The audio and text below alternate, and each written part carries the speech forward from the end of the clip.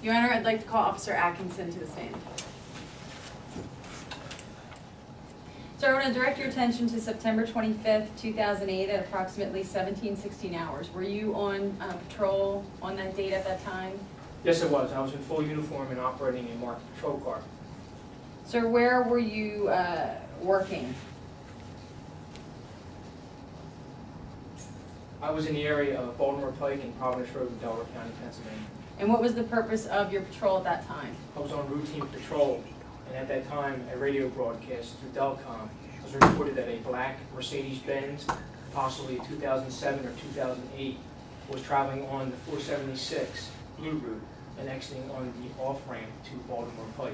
The vehicle was said to be traveling westbound on Baltimore Pike. The caller was a cell phone caller who did not give their cell phone name or their number. Sir, as the result of that information, what, if anything, did you do? I proceeded to that area and actually came into contact with the vehicle that was displaying the first two digits that the caller had provided, which were D. David L. Lincoln. I followed the vehicle on Baltimore Pike toward the Media Borough. I was unable to observe any action of the driver due to traffic, and as I tried to monitor the vehicle's speed, it made a turn into the Wawa parking lot. Sir, at that time, what did you do? I parked my patrol car behind the vehicle with my emergency lights activated.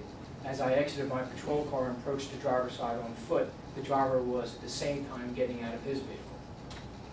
What did you do next?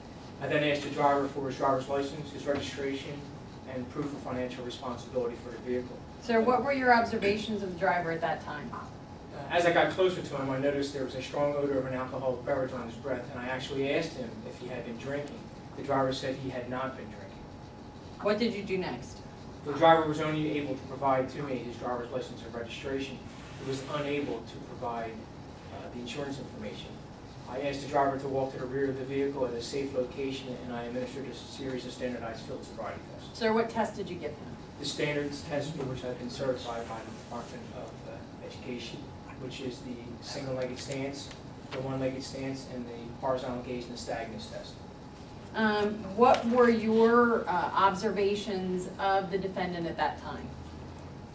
At that time, it was my opinion that the operator was under the influence of alcohol to the point he was incapable of safe driving. I then had him submit to a portable breath test. Sir, what were the results of that breath test? Registered .12, respectively. As the result of all of these observations and the portable breath test and the field sobriety test, what did you do? I then advised the defendant that it was my opinion that he was under the influence of alcohol, and I asked him to submit to having blood drawn for analysis. And what did you do next? Well, initially, his first reply was that he wanted to speak with an attorney. I advised him that he did not have a right to talk to an attorney, at which time he did agree to submit to a blood test. He was then placed under arrest, put in my patrol car, and driven to Riddle Memorial Hospital, where he did submit to having 2 vials of blood drawn for analysis. And sir, what, if anything, did you do with those vials of blood? They were tagged and labeled into evidence, placed in our evidence cabinet, and subsequently sent to the Pennsylvania State Police Crime Lab for a forensic evaluation.